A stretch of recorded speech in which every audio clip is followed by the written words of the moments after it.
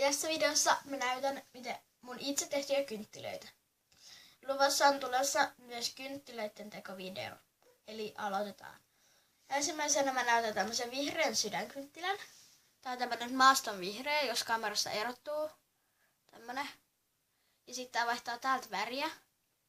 Ja täällä on valkoinen pohja. Kaikissa mun kynttilöissä on valkoinen pohja syystä, että se valkoinen tiivistää väriä enemmän, että ne ei lähde purkautua sieltä. Sitten tässä on tää niitti ja tässä on ihan perus sydänlanka. Tää on vähän tämmönen kuppimainen, koska mä en oikein jaksanut sitä väliä sanon täyttää. Niin mä kyllä täytän se vielä jossain vaiheessa. Sitten tulee tämmönen pinkki. Tai vaaleanpunainen.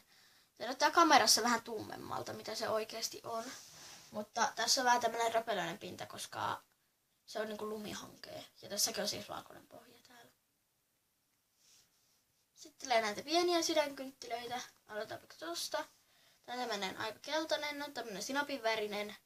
Sitten tässä on tää vaihtaa väriä ja tässäkin on valkoinen pohja. Tää on ihan tämmönen normaali, mitä mä tästä enempää sanoisin. Paitsi tää sydänlanka on mennyt vinuun.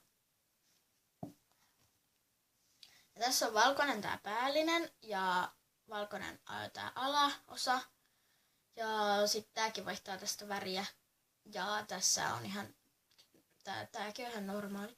Sitten jos se on reikiä pohjassa, koska mä oon tehnyt, että se onnistuu paremmin. Sitten on tämmönen liian ohut kynttilä, jossa on myös ihan perus sydänlanka ja kaikkea. Tässä on valkoinen pohja tälleen.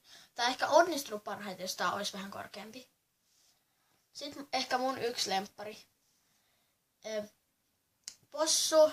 Ja tää on ihan tämmönen normaali. Tää vaihtaa tuolta väriä. Toi on vaaleanpinkkiä. Tai siis vaaleanpunaista ja toi on punaista ja toi on valkoista.